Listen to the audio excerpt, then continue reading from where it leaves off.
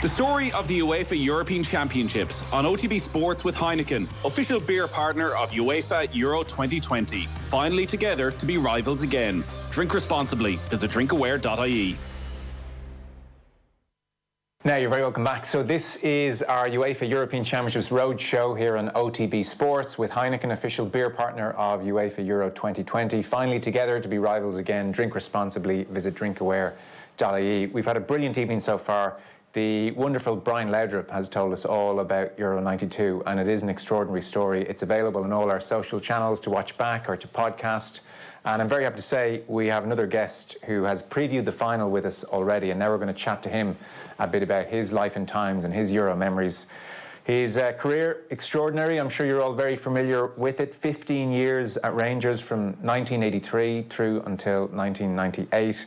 He won just the 10 league titles, top goal scorer in Europe, 1992, top goal scorer in Europe, 1993, which is no small feat. And then with Scotland, 61 caps, he scored 19 goals, played at 2 Euro tournaments, which we'll chat about in due course, and MBE as well. That one had passed me by. Ally McCoist, not bad for the kid Alex Ferguson said was too small. That's right. I love telling him that story every time I see him, Joe. And the last time I saw him, I think we were at Cheltenham. You know, Sir Alex loves a day at the races, loves his horses. Well, I think it might have been it might have been just a couple of days before the first kind of lockdown. If you remember, Cheltenham went on, and I saw him down there. And the first thing I do is always remind him of that. I said, as great a manager as you are and were, I said, that was a blunder and a half.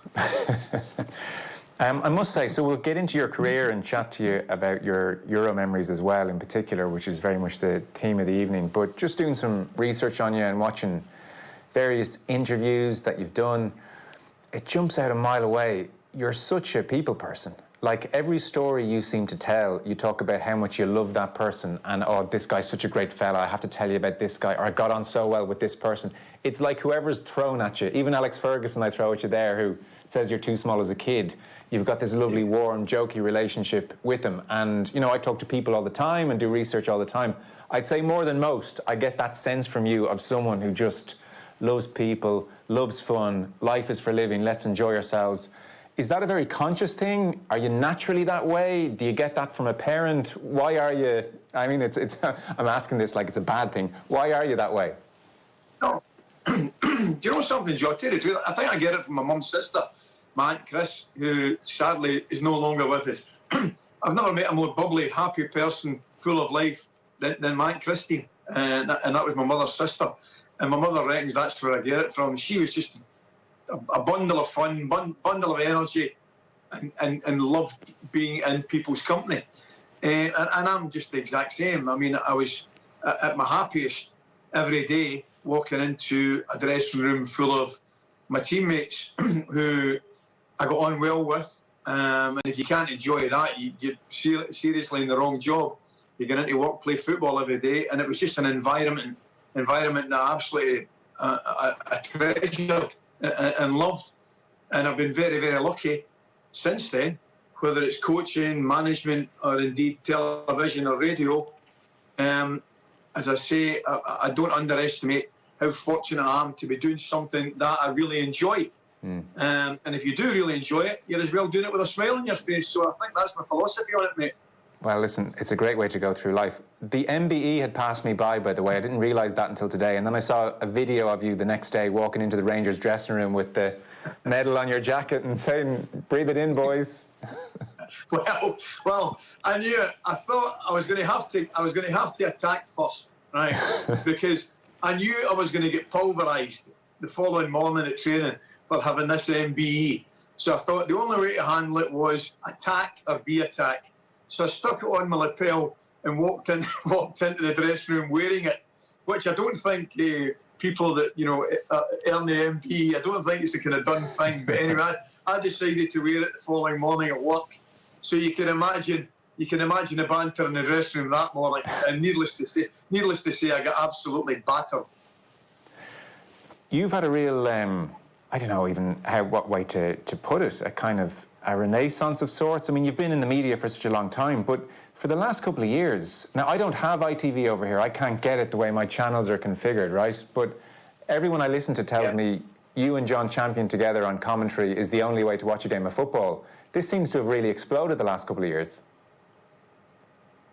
Yeah, I've been really lucky, as I say, because we probably started work, we'd worked together, John and I,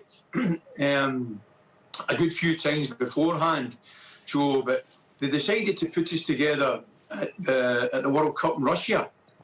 And a lot of the lads chose to stay in the one base, whether it was Moscow or St. Petersburg. But thankfully, it was an opportunity for us to actually go and see Russia. And it was a no-brainer of a decision for myself and John.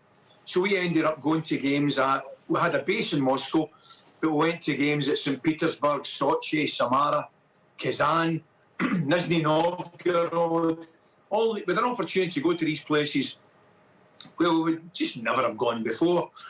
And we got to know each other, and we just really, really hit it off.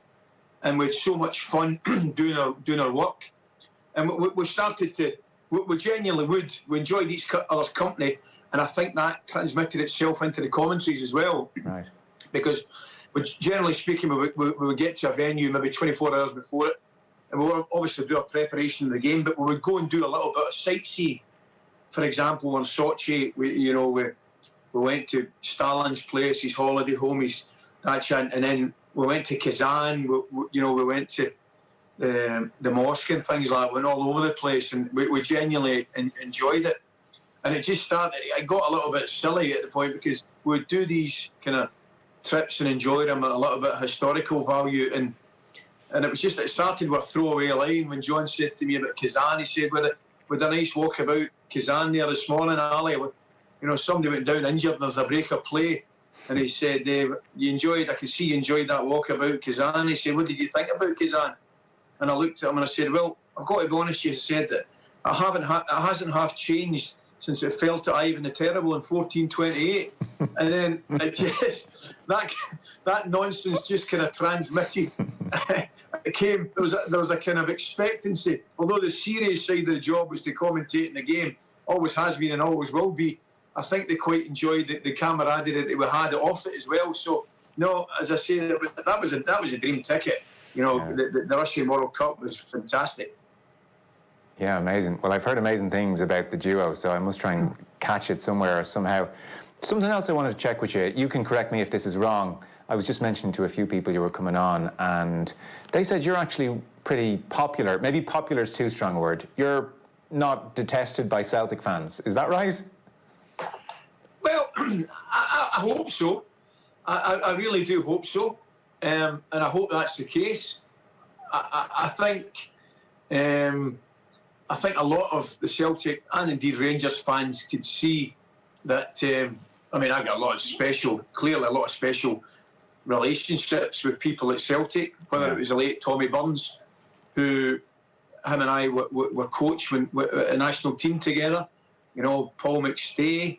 We've still got a five-a-side game on a Monday and a Wednesday, and McAvenny plays, and Mark Wilson that used to play with Celtic, Simon Donnelly. So I'd like to think, Joe, that there's a majority or a lot of Celtic fans can look at me and just see that I'm a Rangers man and I wanted to play for Rangers and I wanted to score for Rangers the same way that Frank McAvenny wanted to do the same with Celtic. Plus the fact I'm hoping there's an element of when I did manage to score against Celtic, the first thing I wanted to do and the only thing I wanted to do was celebrate with the Rangers fans. That was the most important thing. Yeah, because I saw even you carried Tommy Burns' coffin, so there's obviously a great relationship there.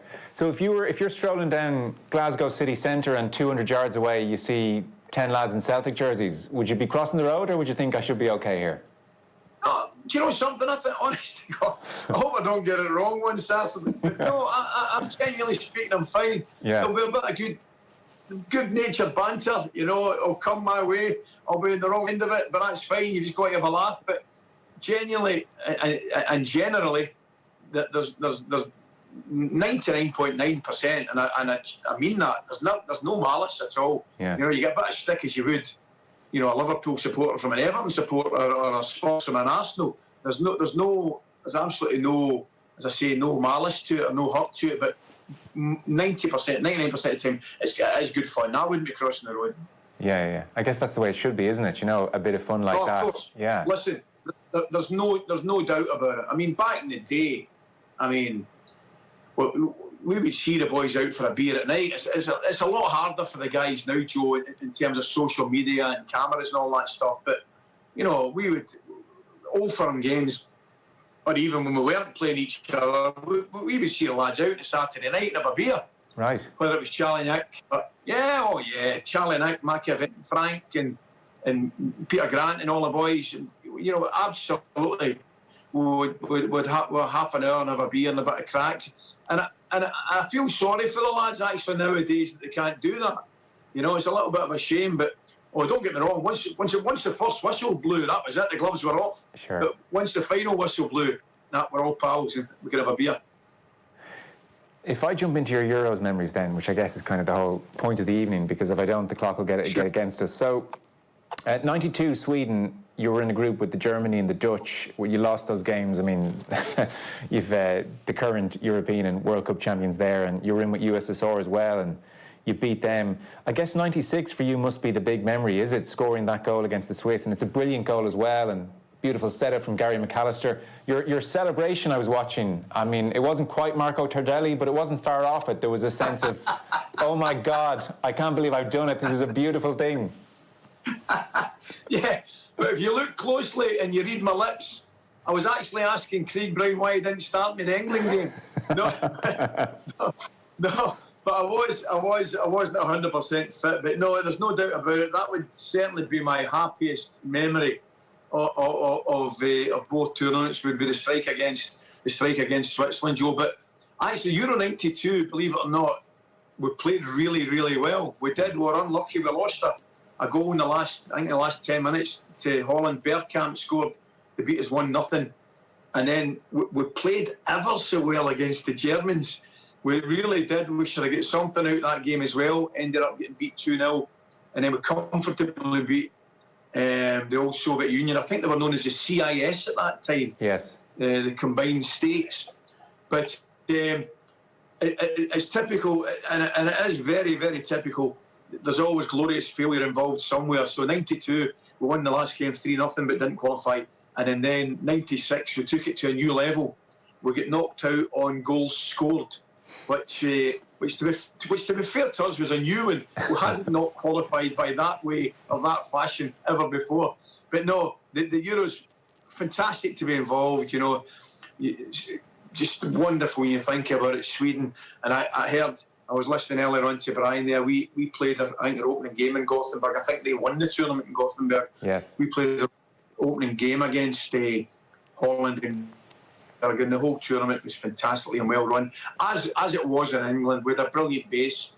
In England, we stayed at Stratford-upon-Avon, which was a wonderful place, lovely training camp. And then we started that one really well. We got a draw against the Dutch. Opening game, nothing each, and we played ever so well. We were hanging on. We carried a little bit of luck. I can remember John Collins punching one off the line and getting away with it. But we did okay. And then the England game was the one where we could have and probably should have maybe got something out of it. But for the brilliance of Gascoigne with his goal, and then as it would happen, we beat the Swiss, but it wasn't enough. But no, certainly memories of the Euros playing for your country, they're just fantastic.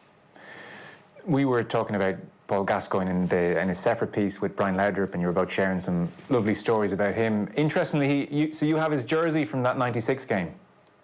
I do, and it's another story, Joe, that just sums Gascoigne up. You know, incredible, because I'd said to him, I'd just my first young boy. I think he was a wee fella. He was only a baby at the time. And I think Stuart McCall was the same, and he promised both of us his jersey from the game. So I know he's promised Stuart. Stuart knows he's promised me. And we we're not bothered at all, you know, because we know what Paul's like. We're just thinking, you know, he'll do something, he'll find a way, but, you know, we're not that bothered. Anyway, I'm going down the tunnel at half-time. It's nothing each in this Scotland-England game. So you can imagine, Joe, there's bedlam, absolute bedlam going about. It was the old Wembley, down the tunnel at half-time. And Gascoigne runs by me. And he runs towards the Scottish dressing room and he shouts to Stuart. Now, this is taking place at half-time, and he's on his way to his own dressing room. Stuart turns round, he takes off his jersey, throws it to Stuart, and says, tell Coisty he can have a win in the second half. Wow. You know what I mean?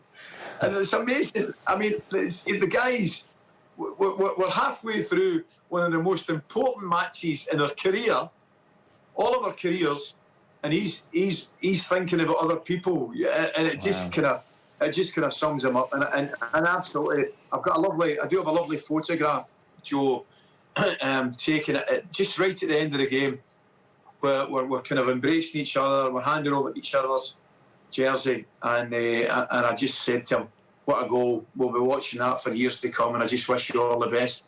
And that was it. And to be honest, they probably should have won it that year. Yeah. God, that's amazing, that halftime story, because even I know Alan Green on 5 Live at that very moment was saying how poor Gascoigne had played in the first half, so he would have been within his rights to be distracted. That's amazing. And I know I read you said that, so he returns to a Rangers dressing room, obviously, for the following season. He'd be within his rights to walk in and say, boys, what about that goal every 5 minutes? But it was almost the opposite. Yeah. He didn't mention it. We actually forced it. It was a funny story. Weeks and weeks later, for a laugh, we tried to recreate it in the dressing room, as you do, with a rolled up pair of socks. But genuinely, when he came in, you know, he never mentioned it, Joe. And I've got my own theory on that. I'm not saying it's right, but I've got a feeling about it, and I feel quite strongly about it. I think even Gascoigne was... Now, I'm loath to use the word embarrassed, right? I don't think he was embarrassed, but I think he was certainly conscious of the fact that the goal was one of extreme quality, you know, that we would watch again. Well, there you are. I mean, 25 years later, whatever it may be, it's constantly been on the television, and rightly so. So I think he was conscious of it, so much so he didn't mention it to us in terms of giving us a little bit of stick. Whereas I honestly believe if for example, Alan Shearer had hit one and it hit the post and come back and Gascoigne had tapped it in from 2 yards, I think there's every chance he might have made a life a complete misery for his remainder of his period at Rangers. But I just think he was conscious, as I say, not embarrassed, but conscious of the quality of the goal. And even he thought, well, no, I better just leave this alone a wee bit. You know what I mean? So yeah, it was amazing, really. That's interesting. As in, it would almost be somewhat boastful for him to mention it. It was that great. Yeah, absolutely. Yeah. And he never did. He never did. Mind you, I've got to say, we were privy to him scoring some quite unbelievable goals, and I really mean unbelievable goals in his period at Rangers. The one obviously against ourselves at Wembley was a mark of genius, and as I say correctly, gets shown on a regular basis. But believe me, Joe, he scored some frightening goals for us, you know, up in Scotland for Rangers. Amazing. I can only imagine. I mean, it must have been a privilege to see some of them. And you were saying in that chat with Brian, by the way, not to turn this all into a Paul Gascoigne chat, although he has a habit of almost he does, doesn't he? grabbing the moment a bit, doesn't he? But you were saying maybe that could have been the best football of his career. He was happy and at home, and obviously very pally with yourself and others, and maybe you got the best out of him then. I really believe it. I genuinely believe it. I mean, he is, along with Brian, one of the most talented players I've ever played with and ever saw and trained with every day. But there was a happiness about him away. Paul Gascoigne was always at his happiest, Joe, when he had a ball at his feet, you know, when he was on the training ground or on the football park. But I could sense a real happiness in his life outside, away from it, which I'm not sure he always had, whether it was in Italy or in North East England or London. Because up here, you know, it can be manic, as you know, with Rangers and Celtic. It can be very focused and crazy at times. But there are lots of places you can escape to, particularly if you enjoy fishing and you enjoy the country, which Paul did.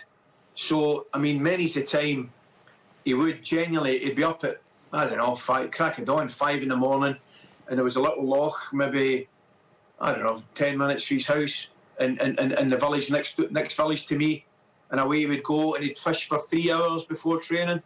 He'd come in, do his training. And another thing you might be aware of, Joe, he was an absolute beast of a trainer. Oh, dear me. I mean, he worked as hard as anybody I've ever trained with, whether it was in the gymnasium or whether it was hitting free kicks or whether it was taking penalties or whether it was just running. He worked incredibly hard. He would get his work done and then he'd be away again. As I say, and he loved his life up here. He would go fishing. Everybody loved him. There was always a seat at anybody's dinner table, whether it was their own dinner table, myself, or whether it was a manager, Walter Smith, or even Brian's, or Ian Gerrard's. You know, he was always 100% welcome, and everybody loved him, particularly the kids. Everybody absolutely loved him. But he was a real hard-working, talented player. Ali, I mentioned in your introduction top goal scorer in Europe 1992 and in 1993, which is a phenomenal feat. And I know in 93 you had an injury and missed a couple of games at the end of the season, making it all the more impressive. So when it came to goal scoring, it's probably a difficult thing to explain, as in how do you do it? I'm sure it's all manner of anticipation and staying cool and probably many other things. Can you give us an insight into how you did it, how you scored so many goals? Were there certain principles that someone taught you or that you just understood yourself or figured out which served you really well? Or is it very difficult for you to explain how you went about your business? It's not very difficult, Joe, because what I used to do, I was fortunate enough to have a sense of where to be, you know, and as much where not to be at certain times. And it was my son, funnily enough, the other day, he showed me a goal I scored against Leeds United in the European Cup before it was actually Champions League, first Champions League. And we got a corner. And he said, "What made you do that, Dad?" And it's when the ball comes across, and I think it's either Richard Gough or David McPherson goes to head it. I don't look at the ball and I'm not looking at where the ball is. I just run kind of 2 yards away from the defender, again behind him, and come out the other side of him. And lo and behold, the header comes in, the keeper makes a save, and I got a tap in. And I think there's a lot of people, and it genuinely doesn't bother me at all. I would smile at it. They would say, "Look, there's that jammy so-and-so with another tap in." But you don't appreciate maybe what happens a split second before it. And I was, as I say, I was just lucky enough to have a sense of where to be, and probably just as importantly, if not more importantly, when to be there. Because timing is probably, you don't want to arrive early, you don't want to arrive late, you've got to arrive at the correct time. And I did work hard on finishing as well, you know, and the most important thing, and it's an easy thing to say, it's an obvious thing to say, but, you know, you did attempt to hit the target, and there would be different levels of finishing exercises that we would do, some easier than others. And it was always important that even at the difficult opportunities, when I say difficult opportunities, I mean when the ball came at you in a kind of uncomfortable fashion, that you had to keep it down and hit the target and make the goalkeeper work. And that was just something I was always very, very conscious of, as I say, once you got a little bit of the half yard.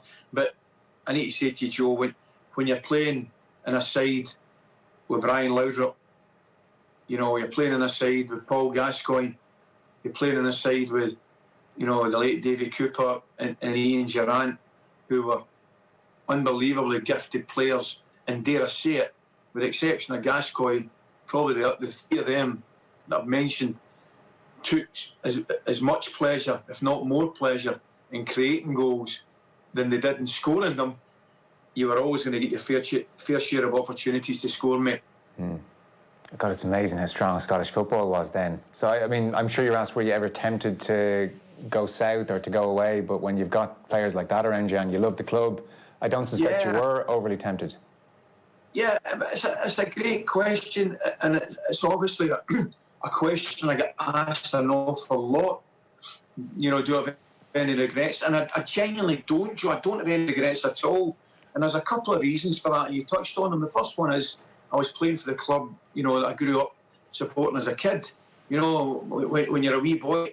And I liken it to Paul McStay at Celtic, who is a man I've got a quite unbelievable respect for and a great friendship with. He's over in Australia now, Paul, with his family. And my mother and Mrs. McStay used to sit together at every Scotland game. And people say to me, you know, Paul McStay should have left Celtic, you know, to further his career. And that's all very fit and well. But Paul McStay, you know, loved playing for Celtic, and Celtic was his team. So I've got nothing but the utmost respect for somebody like that. To a certain degree, Shearer was the same with Newcastle. He had an opportunity to go to Man City, but he wanted to play with Newcastle. And that was the same with me at Rangers. Plus the fact, I've got to be brutally honest, for a period when I was at Rangers, I believed we were the best team in Britain. You mentioned there we knocked Leeds United out of the Champions League, who were the English champions at that time. But even before that, clubs get banned from Europe. I mean, we had Graham Souness playing, he was player manager, and the first thing he does is sign the England captain, Terry Butcher, and the England goalkeeper, Chris Woods. And then all of a sudden, we've got England right back, Gary Stevens, we've got England midfielder, Trevor Stephen, we've got Trevor Francis, we've got Ray Wilkins.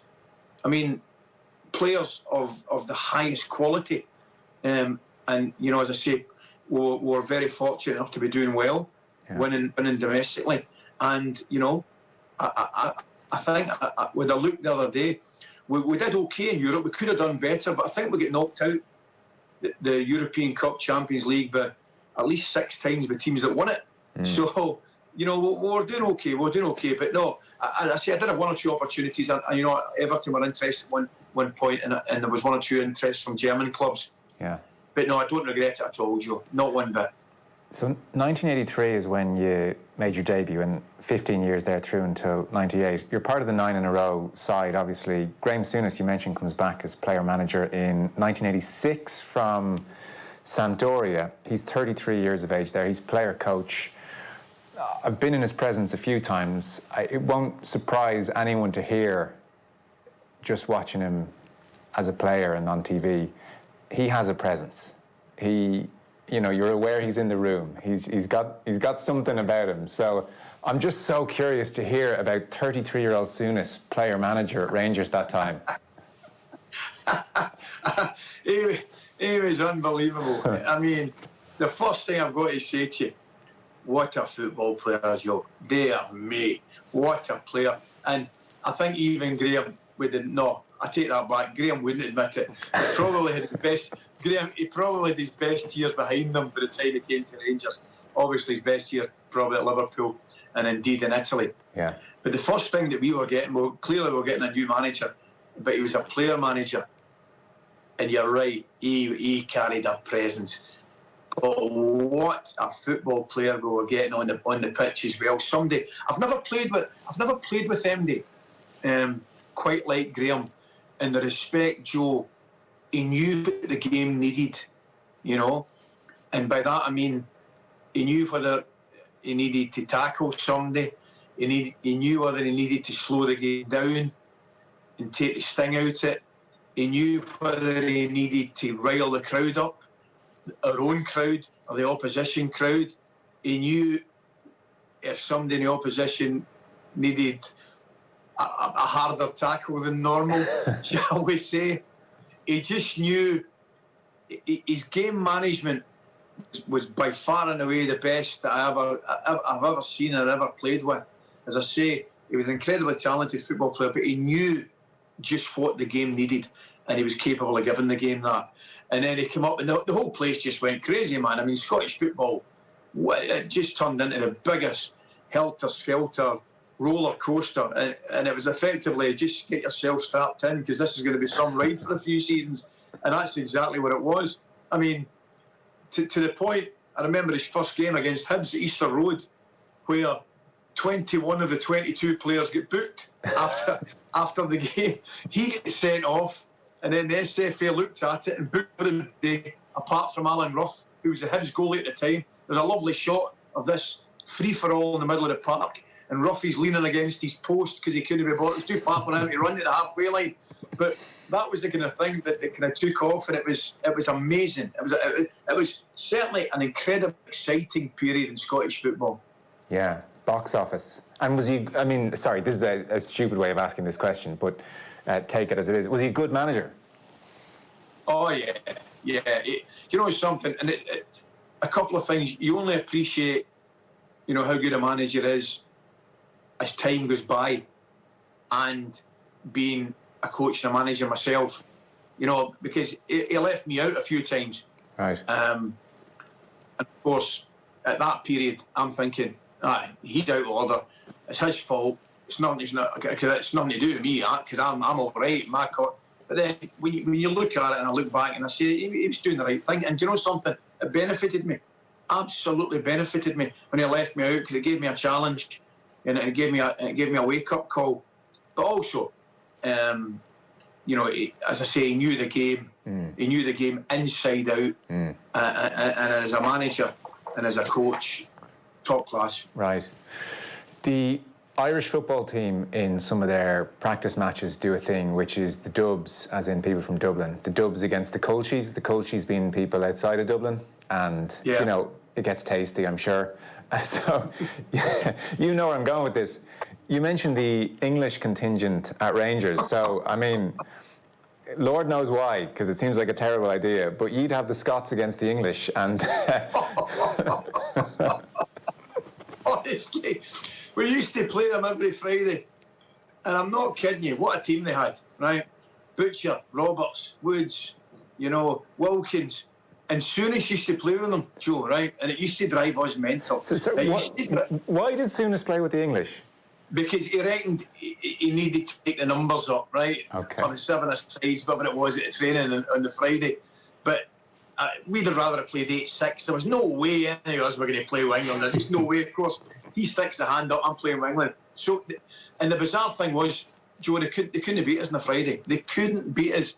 We used to, Durante, myself, David Cooper, Stuart Monroe, Jimmy Nicholl used to play with us. And for some reason on a Friday, they couldn't beat us. Anyway, one Friday, we're playing away, and we're about 4 or 5 up, right? So we start all that ole, you know, the passing and flicking it and all this. And I'm watching Souness Joe, and he's getting angrier and angrier and angrier. So the ball gets played into Durante, who takes a touch, and Souness comes in. Oh my God. A tackle. Well, I'm saying oh my. You've seen some of his tackles. This was an oh my. It's a Graham tackle. Yeah. So Durante at that point was really lightweight. And I don't know if you remember those weebles, the wee dogs, the weeble, they wobble, but they don't fall down. Well, he put Durante down, and like a weeble, Durante jumped back up, put his foot in the ball, and said straight to Graham's face, "Is that your best?" Right? To which Graham went, "No," he said, "as a matter of fact, it's not." He said, "This is." And he belted him one in the chin. Right? Now, what followed can only be described as madness, right? I've come flying in. I'm dying to get a punch at Souness, right? Headlock. Jimmy Nicholl's rolling about with Graham Roberts. Walter Smith, meanwhile, is running about with a ball under his arm, blowing a whistle, going beep, beep, beep. So it's carnage in the Rangers training ground. And we walk over. Eventually it all calms down. I'll never forget it. We're playing Dundee United the next day. So there's 2 sets of 7-a-side players walking across back to Ibrox. We're not talking to each other, right? So we eventually get in the dressing room, and there's no Souness. So we're all sitting there saying, I wonder what he's going to say here. I mean, he's going to go crazy here. We're Friday before Dundee United. We're all rolling about the training ground, you know. So anyway, next minute the door gets kicked in, and he walks in. And before I lift my head and look at him, he says, I'll tell you right now, he said, that's exactly what I'm looking for. Right? He says, that's the spirit, he said, that's exactly what I'm looking for. I lifted my head, right, I've got a fillet steak in my eye, covering a big black eye. Ian Durrant's got a knife pack on his knee, right, and this is exactly what he's looking for. And to make matters worse, the D United beat us 3-2 the next day. Oh, man. Amazing, absolutely amazing. I love that you said there you were trying to get a shot in at Souness. You should count yourself lucky you never landed that shot. Oh, absolutely. I wouldn't be here to tell the story, I know that. I can tell you, I can categorically tell you right now, I would not be here to tell the story. To jump forward, actually, because I don't want to not ask you about this. I mean, boyhood fan, legend player, and then you get the honour of becoming manager. And so you've been Walter Smith's assistant, and, you know, he let you do cup games, you know, and mentoring and, you know, getting you ready for this job, and you take the job, and...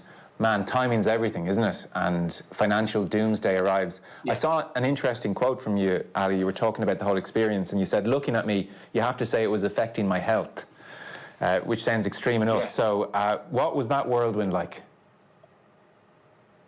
It was madness. It was absolute carnage, Joe. It was, like I said to you, when you talk about goal scoring, timing is everything.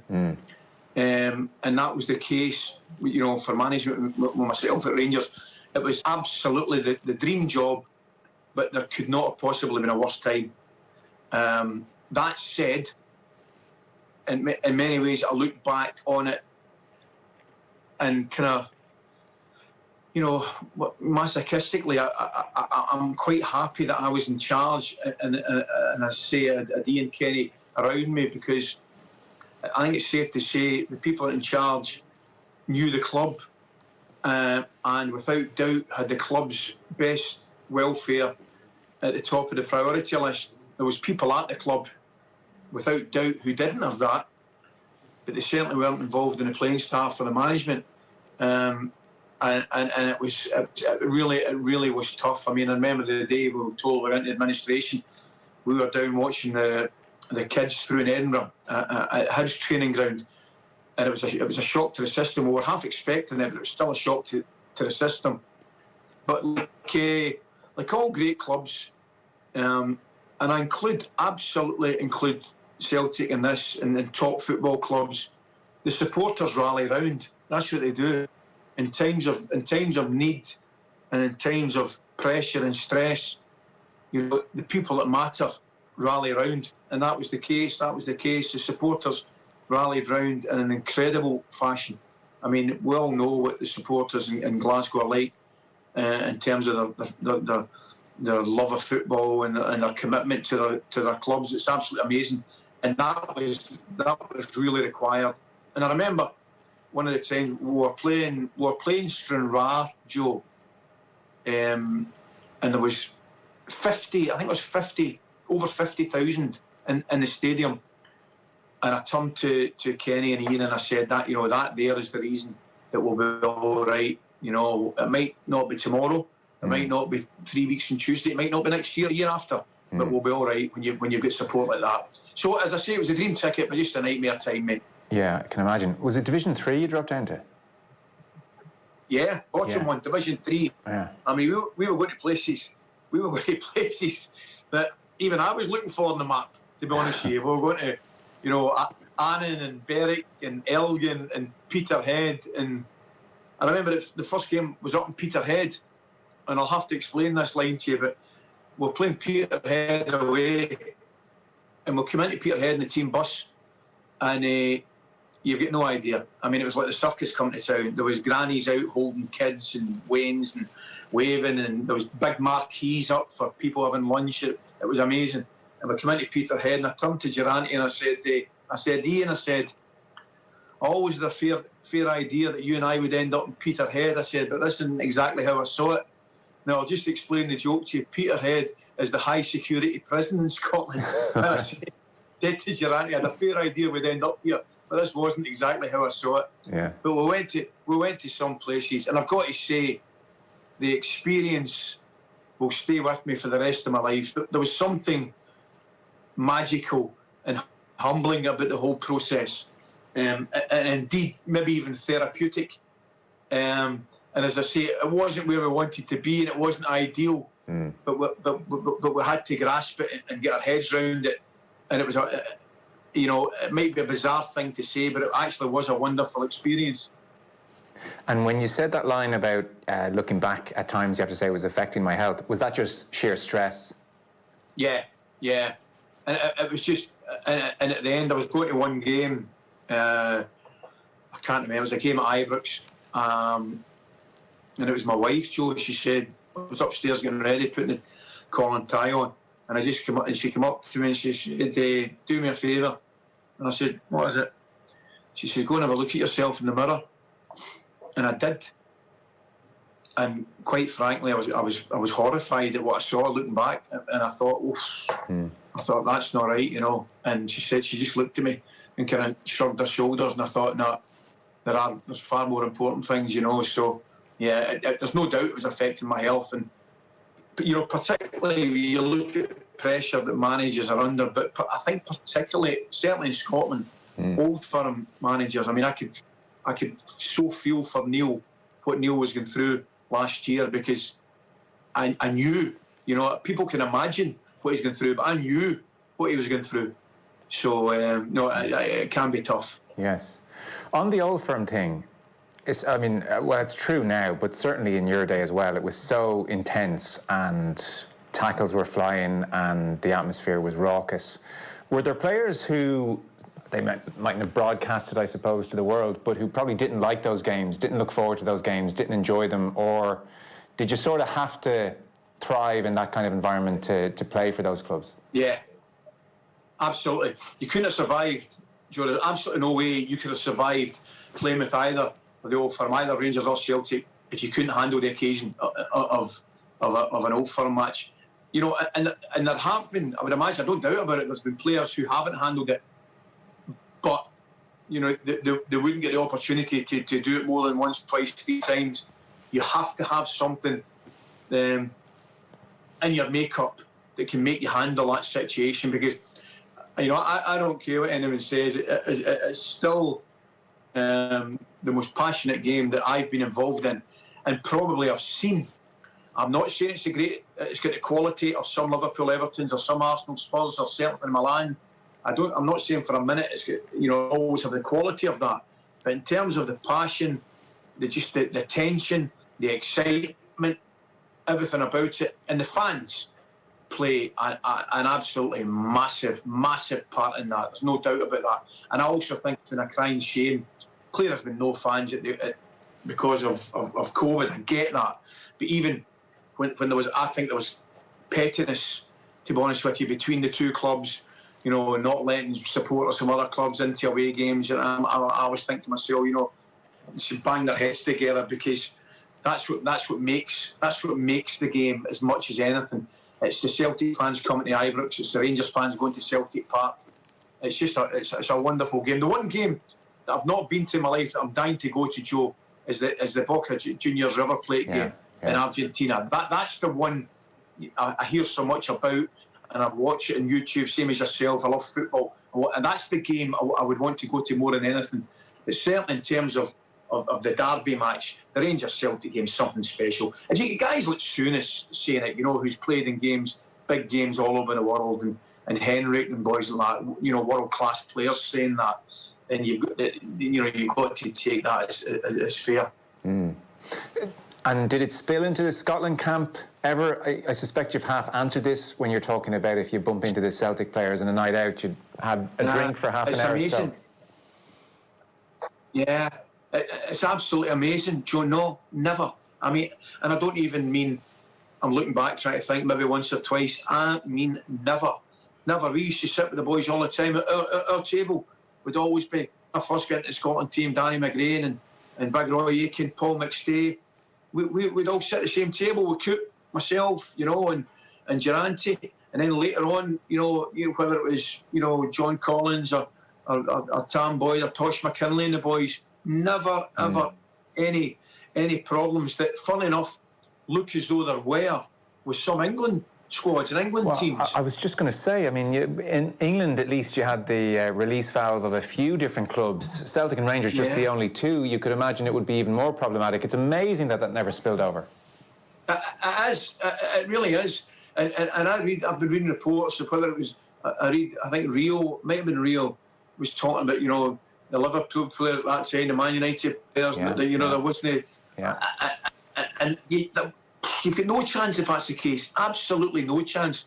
But there was always a, I've got to say, maybe it is due to the real passion and the tension between the old firm, the Rangers Celtic games, that there really was a massive healthy respect between the players, and I mean that. I genuinely mean that. When we went away with Scotland, we used to have a giggle and a laugh, and we got on really, really well, and perhaps that's one of the reasons.